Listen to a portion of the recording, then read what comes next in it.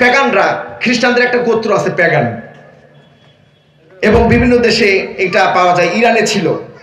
এরা এই 31st night অথবা প্রথম দিন, বছরের প্রথম দিন তারা অগ্নি পূজা করত। কি করত? তাদের বিশ্বাস এই দিনে পূজা করলে বরকত হবে। বলেন নাউজুবিল্লাহ। এই দিনে পূজা করলে ভাগ্য ভালো হয়ে যাবে। প্যাগানরা এই সংস্কৃতি চালু করেছিল। আর এই সংস্কৃতি প্রথমে চালু হয় 1582 সালে। কত সালে? 1582 খ্রিস্টাব্দে ইংরেজ গ্রেগরিয়ান ক্যালেন্ডার যখন চালু হয়, তখন খ্রিস্টান ধর্মের যাজক, নাম হলো পোপ গ্রেগরি। তার নাম কি? Pope Gregory.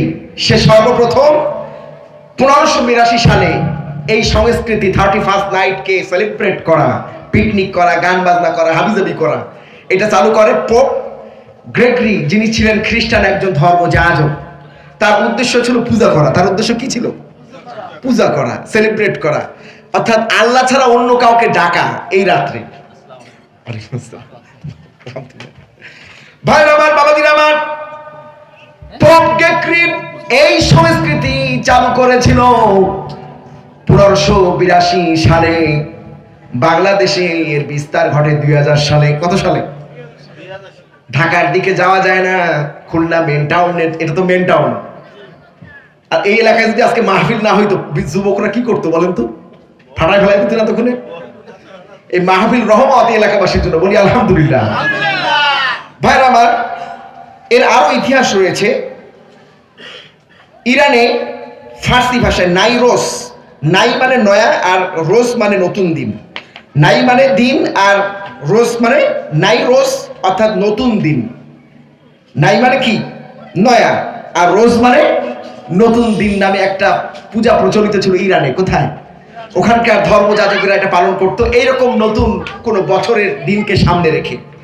আর এটা আমাদের সংস্কৃতির মধ্যে ঢুকছে কবে? 2000 সালের পরের থেকে। মূলত 2000 সাল থেকে এটা স্টার্ট হয়, এরপরে বিশাল বিস্তার লাভ করে। এই লাভকে কেন্দ্র করে যদি কেউ পিকনিক করে, সে যেন অগ্নি, যারা পূজারক তাদের সাথে আনন্দে উল্লাসে মাতলো। বলেন নাউজুবিল্লাহ। এই রাত্রে এই যে দেখেন না, রান্না বাড়া হয়, চুলায় আগুন ধরায়, পোলাপান খুব খুশি পায়, আনন্দ পায়। এইভাবে খ্রিস্টান ধর্মযাজকেরা এরকম নতুন বছরকে সামনে রেখে 31st নাইটকে কেন্দ্র করে তারা এটা করত। অথচ মুসলমান ছেলেরা জানে না, যুবকেরা জানে না যে এটা তারা করে শিরক করার মতো অপরাধ তারা করছে। এই জন্য 31st নাইট পালন করা হারাম। মুসলমানদের জন্য পালন করা কি? শীতকালে পিকনিক করতে মজা লাগে ছেলেদের, লাগে না? এই রাতকে কেন্দ্র করে কেন করতে হবে? অন্য যে কোনো রাত্রে করো সবাই মিলে, পর্দাকে রক্ষা করে। এই যে 31st নাইটেই করতে হবে, এই সংস্কৃতি এসেছে খ্রিস্টানদের থেকে। কাদের থেকে?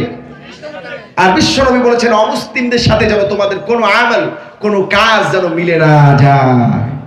আমাদের যুবক ছেলেরা মিলাচ্ছে না। এই জন্য রাগারাগি করে নয়, মাথায় হাত বুলিয়ে বুঝাবেন, বাবারে এই সংস্কৃতি আমাদের নয়, এই সংস্কৃতি হলো অমুসলিম, খ্রিস্টান। আর যিনি এটা সূচনা করেছিল তার নাম কি? Pope Gregory. তার নাম কি? তো যারা এই দিনে সেলিব্রেট করছে তারা কাকে অনুসরণ করছে? পোপ গ্রেগরিকে। অথচ আমাদের আদর্শকে, আমাদের আদর্শ হলো বিশ্বনবী জনাবে মুহাম্মদুর রাসূলুল্লাহ সাল্লাল্লাহু আলাইহি ওয়াসাল্লাম।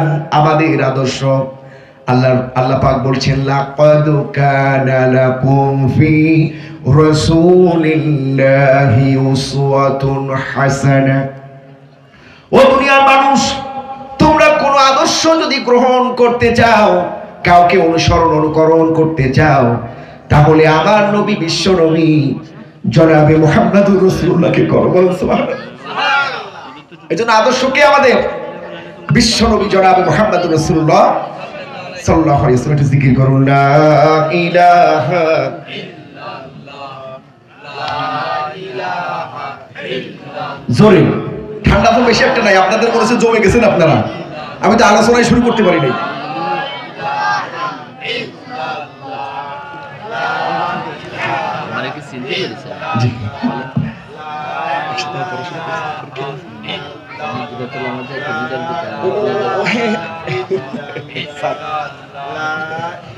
জোরে বলুন, লা ইলাহা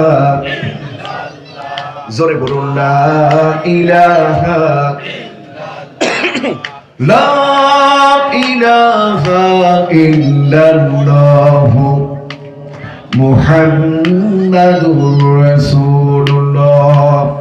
ভাই আমার বাবাজিরা আমার, এই রাত্রে যারা সেলিব্রেট করে, এই রাতকে যারা পালন করে, তাদের মধ্যে কিছু বদ আমল দেখা যায়। শুনতে রাজি আছেন?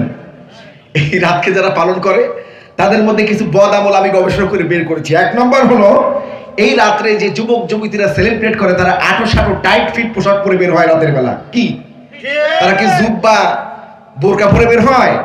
বোরকা পরা কোনো আপা ভাবি খালাম্মাকে এই রাত্রে বের হয়?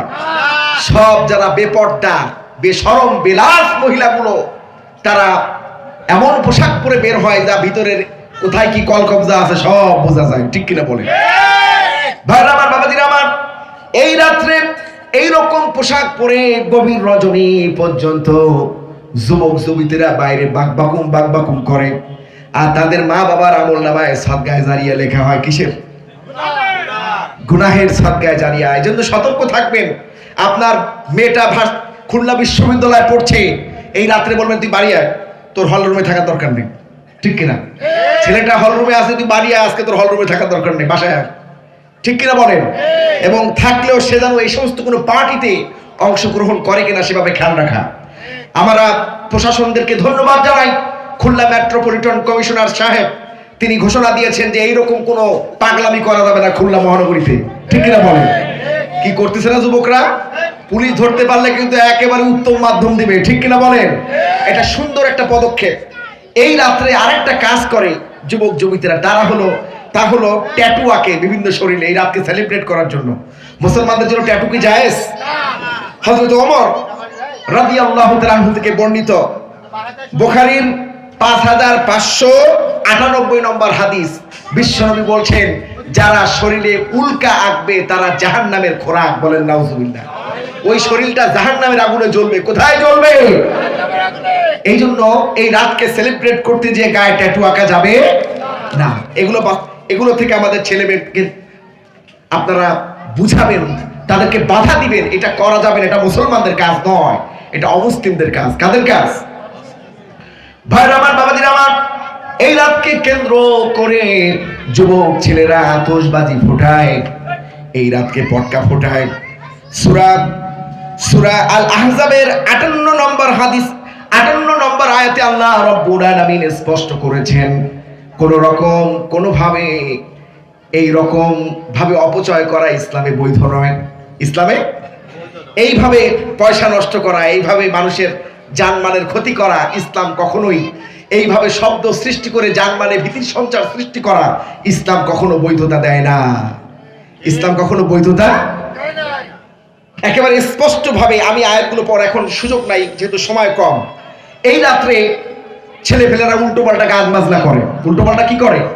ডিজে পার্টি এমন ভাবে সাউন্ড করে একেবারে মানুষের মাথার ঘিলু পর্যন্ত নড়ে যায়। ঠিক কিনা বলেন? এগুলো ইসলামে একেবারেই বৈধ নয়, হারাম। এই রাত্রে মাদক সেবন হয় ব্যাপকভাবে। করে না? বিশ্ববিদ্যালয়ের ছেলেরা করে না? বিভিন্ন এলাকায় করে না? গত বছর জম্মের হওয়া হয়েছে। ঠিক কিনা? এগুলো যারা খাইতো বেশি বেশি তারা তো পলাইছে। ঠিক কিনা? এই বোতল ছাড়া তাদের আসর জমতো না, মিটিং জমতো না, সমাবেশ জমতো না, তারা তো এলাকা ছেড়ে পলাই গেছে। ঠিক কিনা বলে?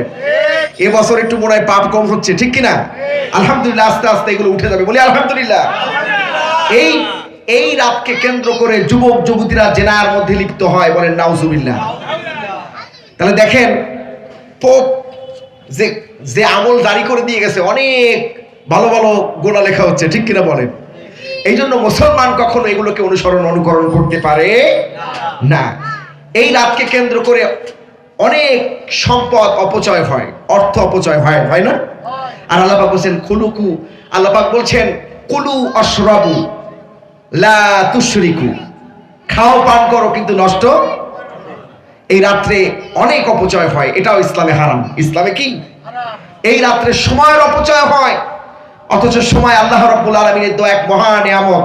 ওয়াল আসর ইন্নাল ইনসানা লাফি খুসর ইল্লাল্লাযীনা আমানু ওয়া আমিলুস সলিহাতি ওয়া তাওয়াসাউ বিল হক ওয়া তাওয়াসাউ বিস সবর। মানুষের জন্য সবচেয়ে বড় নিয়ামত হলো সময়।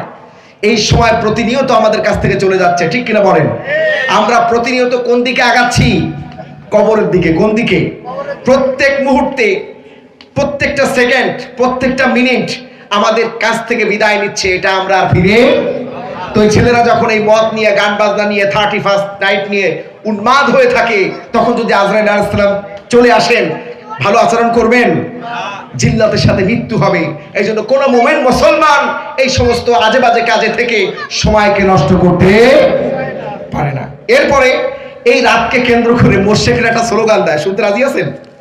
আমি এটা নোট করছি, স্লোগানটা সুন্দর একটা স্লোগান দেয় এই রাতকে কেন্দ্র করে। আর এই স্লোগানের উদ্দেশ্যই হলো মূর্তি পূজা। এই স্লোগানের উদ্দেশ্য কি? মূর্তি পূজা, অগ্নি পূজা। তারা কি বলে?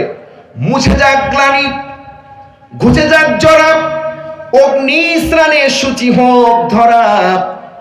খেয়াল করে শুনুন, শিরকপূর্ণ স্লোগান। তারা বলে মুছে যাক গ্লানি। এই 31st নাইটে মদের বোতল মুখে নিয়া ওই মুশরিকরা, ওই মূর্তি পূজারীরা, ওই নাস্তিকীরা বলে মুছে যাক গ্লানি, মুছে যাক জরা, অগ্নি স্নানে শুচি হোক ধরা। সব দুঃখ কষ্ট ভুলে যাও, আর অগ্নি পূজার মাধ্যমে এই জরাজল অর্থাৎ এই পৃথিবী পরিশুদ্ধ হয়। বলেন নাউজুবিল্লাহ। এটা হলো মুশরিকদের স্লোগান। কাদের স্লোগান? কোন মুসলমানের সাথে 31st নাইটের কোনো সম্পর্ক নাই, ঠিক কিনা বলেন? এই রকম অপকর্ম যেখানে হবে সেখানে বাধা দেওয়া হবে, কারণ এটা মুশরিক কাফেরদের থেকে এসেছে। মুসলমানদের সাথে এর কোনো সম্পর্ক। আল্লাহ রাব্বুল আলামিন সূরা আল-বাইয়িনার মধ্যে স্পষ্ট করে বলছেন, ইন্নাল্লাযীনা কাফারু মিন আহলিল কিতাবি ওয়াল মুশরিকিনা ফি নারি জাহান্নামা খালিদিনা ফিহা উলাইকা হুম শাররুল বারিয়াহ। বলেন আল্লাহু আকবার। আল্লাহ পাক বলছেন, নিশ্চয় আহলে কিতাবদের মধ্যে যারা কুফরি করলো আর শিরক করার মতো অপরাধ করলো, তারা চিরকাল জাহান্নামের আগুনে জ্বলবে। বলেন নাউজুবিল্লাহ। খালিদিনা ফিহা, চিরকাল তার অবস্থান করবে। উলাইকা হুম শাররুল বারিয়া, তারা সৃষ্টির সবচাইতে নিকৃষ্টতম সৃষ্টি। বলেন নাউজুবিল্লাহ। কে বলছেন? আল্লাহ যদি একটু বলতো তাহলে ইজ্জত রক্ষা হইতো। আল্লাহ কিন্তু আর একটু বাড়ায় বলেছেন। অর্থাৎ এই সমস্ত বদ আমলের সাথে যারা যুক্ত, অর্থাৎ আল্লাহকে চিনল না, আল্লাহর বন্ধুকে যারা চেনে না, শত্রুকে যারা চেনে নাই, আল্লাহর দ্বীনকে যারা চেনে নাই, ইন্নাদ দীন ইনদাল্লাহিল ইসলামকে যারা বোঝে নাই, তারাই মূলত এই সমস্ত কাজ করে। এদেরকে আল্লাহ রাব্বুল আলামিন আর একটু হার্ড লাইন করেছেন। আলেম উলামারা যারা আছেন তারা বুঝতে পারবেন। বালহুম আদল, আল্লাহ পাক কি বলেছেন? চতুষ্পদ জানোয়ারের চাইতেও খারাপ। চতুষ্পদ বাইনের মধ্যে বলছেন উলাইকা হুম শাররুল বারিয়া, নিকৃষ্টতম সৃষ্টি। আবার আল্লাহ আরেকটু হার্ড লাইনে যাচ্ছেন, বলছেন বালহুম আদল, চতুষ্পদ জানোয়ারের চাইতেও খারাপ। কেন চতুষ্পদ জানোয়ারের চাইতে খারাপ? ব্যাখ্যা দরকার আছে না? চতুষ্পদ জানোয়ার আপনার বাড়িতে আছে না? কুকুরের আছে, অনেকের বাড়ি বিড়াল আছে। এই যে রাত্রে ওয়াজ মাহফিল শুনে যাবেন, গভীর রজনীতে যখন আপনি বাসায় প্রবেশ করবেন, আপনার বাসার কুকুরটা আপনাকে দেখা মাত্রই কিন্তু ওর ভাষায় হোল্ট বলে একটা ডাক দিবে। যখন চিনতে পারবে যে মালিক আসছে, এই বাড়ির হলো যিনি প্রধান, তিনি আসছেন, বা আপনি গেছেন, আপনি বাড়ির কর্তা, তখন কিন্তু সে লেজ নাড়ায় বুঝাবে I am strongly sorry sir, ভুল হয়ে গেছে, ঠিক কিনা? এবার লেজ দাঁড়াবে, একটু আহ্লাদ করবে। কিন্তু আপনার জায়গায় যদি অন্য কেউ হয়, তাহলে এমন তারা দিবে একেবারে রূপসা নদী পার করে দিয়ে আসবে, ঠিক কিনা বলেন? তার মানে এই চতুষ্পদ প্রাণী মালিককে চেনে, মালিকের শত্রুকেও। কারণ ওই রাত্রে মালিকের কোনো বন্ধু যাওয়ার কথা নাই বাড়িতে, রাত 12টা 1টার সময়, ঠিক কিনা? যে গেছে সে মালিকের শত্রু হবে, সেটা বুঝতে পারছে। এক তারা দিয়ে একেবারে রূপসা নদীর পাশে একেবারে রূপসা নদী পার করে দিয়ে আসবে। তাহলে এই চতুষ্পদ প্রাণী সে তার মালিককেও চেনে, মালিকের শত্রুকেও। অথচ বাংলার মুখে কিছু মুশরিক, মুরতাদ, নাস্তিক আছে যারা আল্লাহকে চেনে না, আল্লাহর বন্ধুকেও চেনে না, আল্লাহর শত্রুকেও চেনে না। যারা ঠিক বললেন না তারা কি তাদের মতের? জোরে সরে বলেন ঠিক কিনা?